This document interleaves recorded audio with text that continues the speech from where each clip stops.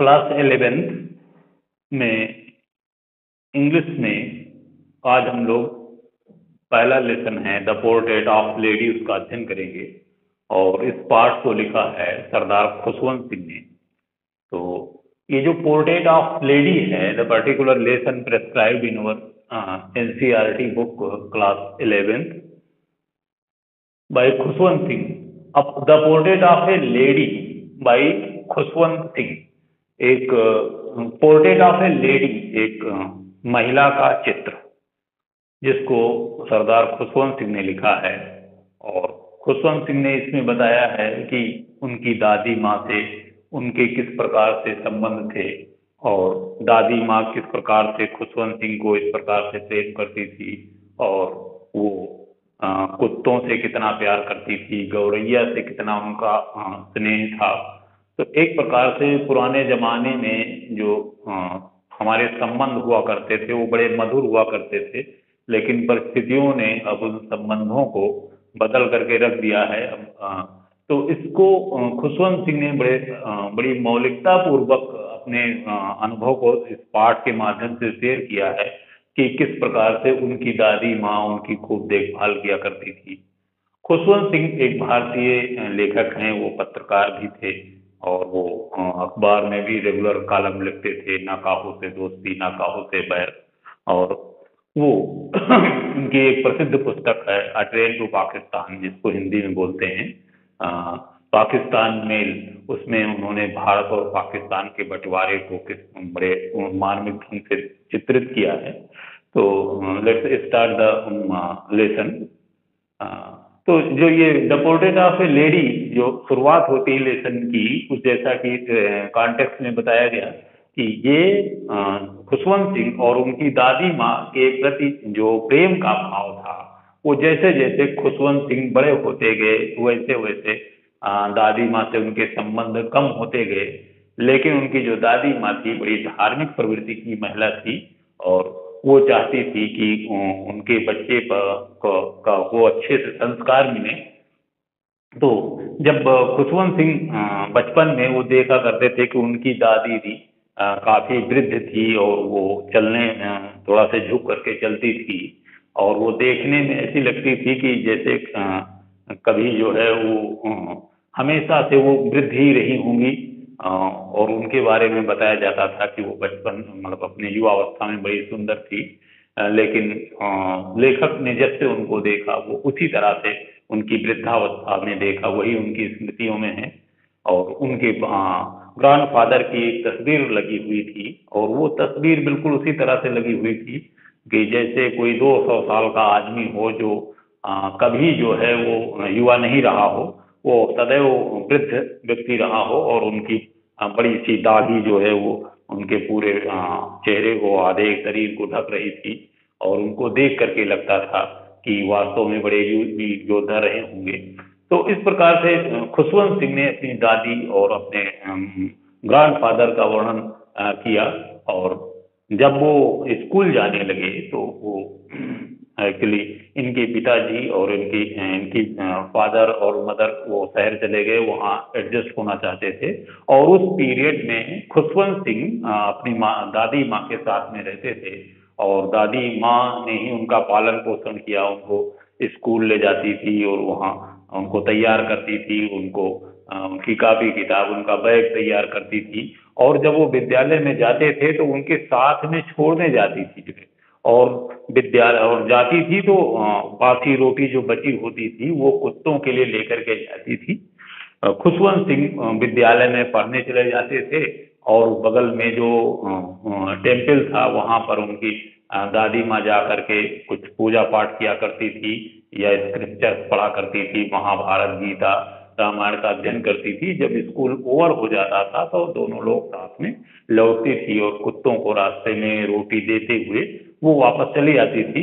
और इस प्रकार से उनका ये प्रेम प्रदर्शित होता है कि अपने बच्चे के प्रति या जितने भी जीव जंतु उनके प्रति बड़ा उनका प्रेम था। और उसके बाद में जब उनके पिताजी शहर में सेटल हो गए तो एक दिन इनको बुलवा ले गए, इनकी दादी माँ के साथ गए। अब धीरे धीरे जैसे आगे बढ़ते हैं इनकी दादी माँ से इनका संपर्क कम होता जाता है और वो उसी में जब वो शहर में रहते हैं तो वहाँ जा कर के एक स्कूल में उनका एडमिशन हो जाता है और वो दादी माँ अब वहाँ पर जाती हैं, लेकिन अब वो साथ में नहीं जा पाती हैं। वहाँ मोटर से खुशवंत सिंह विद्यालय जाते हैं, वहाँ पढ़ते हैं और लौट करके जब आते हैं तो उनकी दादी माँ उनसे पूछती हैं, आज आपने क्या सीखा, क्या पढ़ाया गया? तो खुशवंत सिंह ने बताया कि अब हमको जो है आर्किमिडीज का सिद्धांत पढ़ाया जाता है, विज्ञान, गणित इत्यादि पढ़ाया जाता है, तो दादी संगीत सिखाया जाता है। तो दादी को थोड़ा सा वो निराश हुई कि ये सब चीजें बच्चों के लिए नहीं जरूरी हैं। वो चाहती थी कि उनका जो ग्रैंडसन है वो धार्मिक पुस्तकें पढ़ें और उसके अंदर संस्कार आए। तो चूंकि वो उसमें वो कोई मदद भी नहीं कर पाती थी, तो उनको बड़ा दुख हुआ, लेकिन वो अपना साथ में स्कूल से आते थे तो मिलते थे, साथ में रहते थे। उसके बाद में जैसे जैसे खुशवंत सिंह बड़े हुए तो ये एक यूनिवर्सिटी में गए, तो वहाँ पर फिर कमरा इनका अलग हो गया। वो अध्ययन करते और लौट करके आते तो दादी माँ से इनकी मुलाकात होती। जैसे जैसे आगे बढ़ते गए वैसे वैसे जो कांटेक्ट था उनका ग्रैंड मदर का वो कम होता गया। फिर एक ऐसी स्थिति आई कि इनको बाहर जा करके अध्ययन करना था।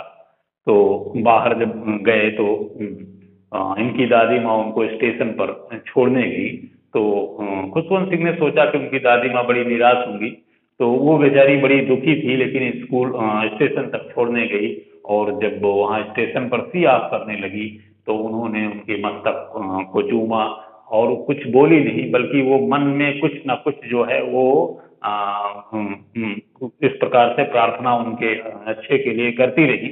और खुशवंत ने देखा जो है कि वो बोल ना करके बल्कि वो हमारे अच्छे भविष्य के लिए ईश्वर से प्रार्थना करती रही। और जब खुशवंत सिंह जा रहे थे तो उन्होंने सोचा कि अब लौट करके संभवतः जो है उनकी दादी माँ से मुलाकात ना हो पाए, क्योंकि वो 5 वर्ष के लिए जा रहे थे। वो गए, उसके बाद में अपनी पढ़ाई पूरी करने के बाद वो लौट करके आए। तो जब लौट करके आए तो उन्होंने अपनी दादी माँ को उसी तरह से देखा जैसे वो उनको छोड़ करके गए। उन्हें जरा से भी नहीं लगा कि इनके अंदर कोई वृद्धावस्था और बढ़ गई हो। और वो दिन भर जब लौट करके आए तो देखा दोपहर में सेकेंड मीटिंग में वो औरतों को बुला करके गीत गाती थी, ढोलक वगैरह बजाती थी। और सबसे अच्छा समय उनका होता था कि जब वो स्पैरोज को वो रोटी के टुकड़े डालती थी, गौरैया आती थी और रोज उनके साथ वो आधा घंटा जो है वो एंजॉय करती थी। और वो जो गौरैया थी वो इतना हिली मिली थी जो है कि वो उनके हाथ पर बैठ जाती थी, उनके पास रहती थी, चहचहाती थी और बड़ा अच्छा लगता था। एक दिन लेखक ने देखा कि उनकी दादी माँ की कोई तबीयत ठीक नहीं है। डॉक्टर को बुलाया गया, डॉक्टर ने देखा और बताया जो है कि कोई खास बात नहीं है, ठीक हो जाएगा। लेकिन उनकी ग्रैंड मदर ने कहा कि नहीं, अब हमारा अंत समय नजदीक आ गया है। और वो प्रार्थना पूजा में इतना व्यस्त थी, किसी से बात करना मुनासिब नहीं समझी। और वो लेटे लेटे जो है मुंह से जो है वो प्रार्थना कर रही थी और हाथ से माला जप रही थी। और उसी समय जो है धीरे धीरे उनके हाथ से माला छूट करके गिर गई, मुंह से आवाज निकलना बंद हो गई और वो उनकी दादी जी एक्सपायर हो गई। जैसा कि इट इज कस्टमरी, जैसा कि डेड बॉडी के बाद उसको जमीन पर लेटाया गया जो है और सारे लोग इकट्ठा हुए और उनके अंतिम संस्कार की तैयारी हो रही थी। तो उस समय जो है वो गौरैयों का झुंड आया और ग्राउंड पर बैठा। उस दिन वो गौरैयों का झुंड कोई चहचहाट नहीं कर रहा था, वो चुपचाप शांत बैठा था। और लेखक की माँ को लगा कि जो है कि ये रोटी के टुकड़ों के लिए आई हैं। तो वो गई अंदर से और रोटी के टुकड़े ला करके गौरैयों के बीच में डाल दिया। लेकिन वो गौरैया इतनी दुखी थी कि उन्होंने टुकड़ों को हाथ नहीं लगाया और वहीं बैठी थी शांत से। जब इनकी डेड बॉडी को अंतिम संस्कार के लिए वहां से ले जाया गया तो ये गौरैया जो है चुपचाप उड़ करके वहां से चली गई और रोटी के टुकड़े वहीं पड़े रह गए। अगले दिन जो सफाई कर्मी आया तो उसने रोटी के टुकड़ों को इकट्ठा करके जो है डस्टबिन में डाल दिया।